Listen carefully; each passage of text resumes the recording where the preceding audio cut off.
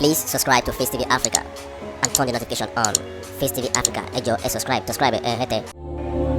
Face TV was Swoby.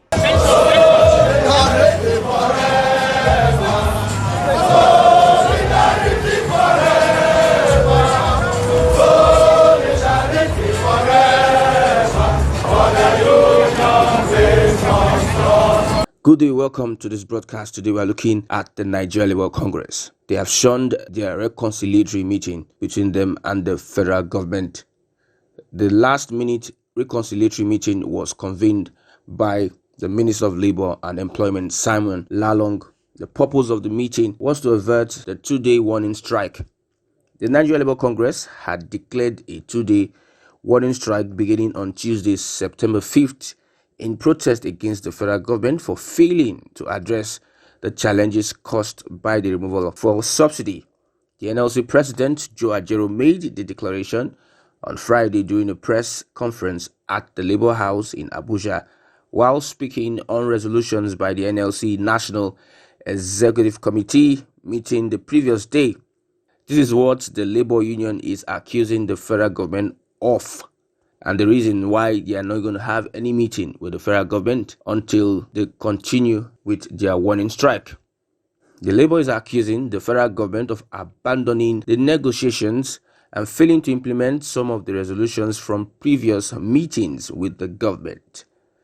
On the 2nd of August, organized Labour protested what is described as the anti-people policies of the administration of President Bola Tinubu. The Nigeria Labour Congress and Trade Union Congress and their affiliate unions demonstrated in the Federal Capital Territory and several states, including Lagos, Abia, Plateau, Kaduna, Kano, Rivers, Zamfara, Katsina, Cross River, Ebonyi, Enugu, Kwara, Ogun, Imo, Ondo, and Edo.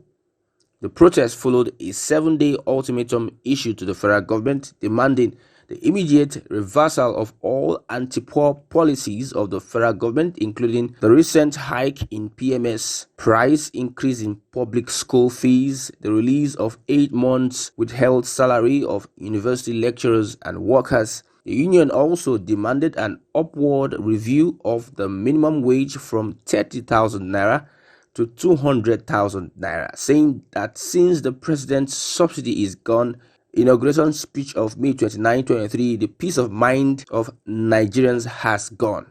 I don't know if you all agree with me on this statement. He said several meetings between the presidency and the unions on palliatives for Nigerians suffering hardship in the wake of the petrol subsidy removal proved abortive. So the NLC president, Joe Ajero, argued that the 5 billion naira approved for each state and the FCT to cushion the impact of fuel subsidy removal was inadequate to impact on the people.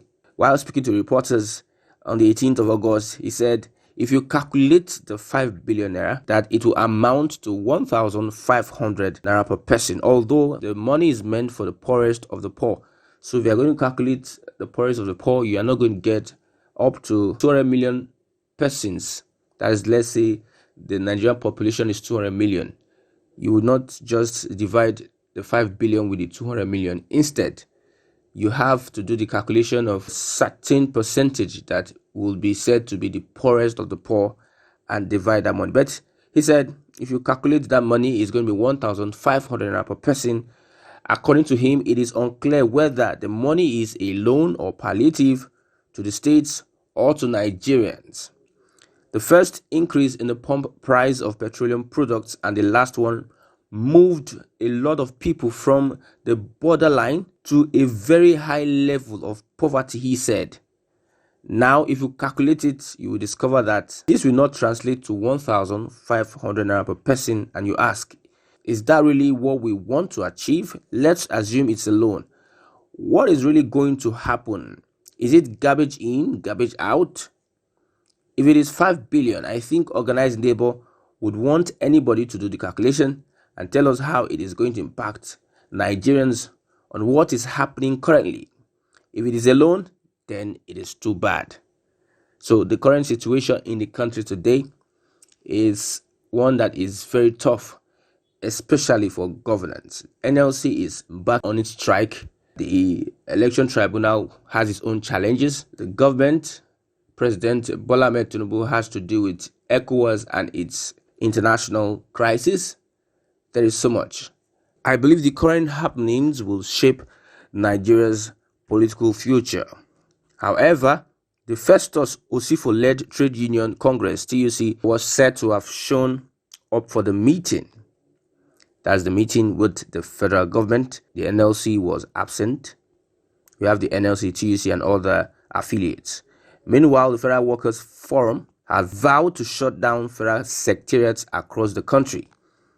This was contained in a statement issued by Comrade Andrew Emealieze, the national coordinator of the Federal Workers' Forum and former Trade Union Congress chairman, Oyo State Chapter. The line of events in the country would be tough for governance. When there is a purported strike by the Labour Congress, the Election Petition Tribunal has fixed its judgment date, and the issue of ECOWAS resolving conflict in its region, coupled with the hard-biting economic situation of the country. Looking at the strike, the Federal Workers said that they are in full support of the call by the Nigeria Labour Congress for a 2-day national warning strike from Tuesday 5th to 6th September 2023 over issues of government insensitivity to the plight of workers and the citizenry at large. Now, if the federal government is going to join in this protest, that means it is going to be a serious thing, shutting down federal secretariat all over the country. They say, as federal workers, we are so badly affected by the economic crisis visited on Nigerians as a result of the hike in the pump price of petrol, all in the name of subsidy removal. We had earlier written to the federal government to adjust our wages automatically in line with the existing economic realities, but that has fallen on deaf ears. It is over 3 months now that fuel subsidy had been removed, and fuel has equally been increased twice by over 300%, with the price shift from 187 naira to over 620 naira, but salaries have remained the same. Federal workers within this period have gone through excruciatingly tough times. It has been stories of mass suffering, and life has been made almost meaningless to the federal workers. Everything has been nauseating, and hunger is now a way of life among the federal workers. As a matter of fact, federal workers have been financially embarrassed as against the provisions of the general order of the Federal Civil Service Rules and Regulations. Federal government workers are no slaves. We therefore query this pathetic situation and call on all federal workers to ensure that the 2-day warning strike is successful. We call on the federal workers to ensure that all federal government secretariats across the federation is shut down during the strike period. Workers are to also ensure that every other government offices, departments, and agencies are shut down nationwide. We call on all industrial unions organizing federal workers to comply with the directives of the NLC. The Trade Union Congress is also called upon to ensure the success of this strike action. We urge the federal government to meet up with the demands of labor. We demand that the government should pay up all outstanding arrears of salaries, promotions, duty, tours, allowances owed the federal workers, and particular attention to the arrears of salaries of federal university workers in Nigeria.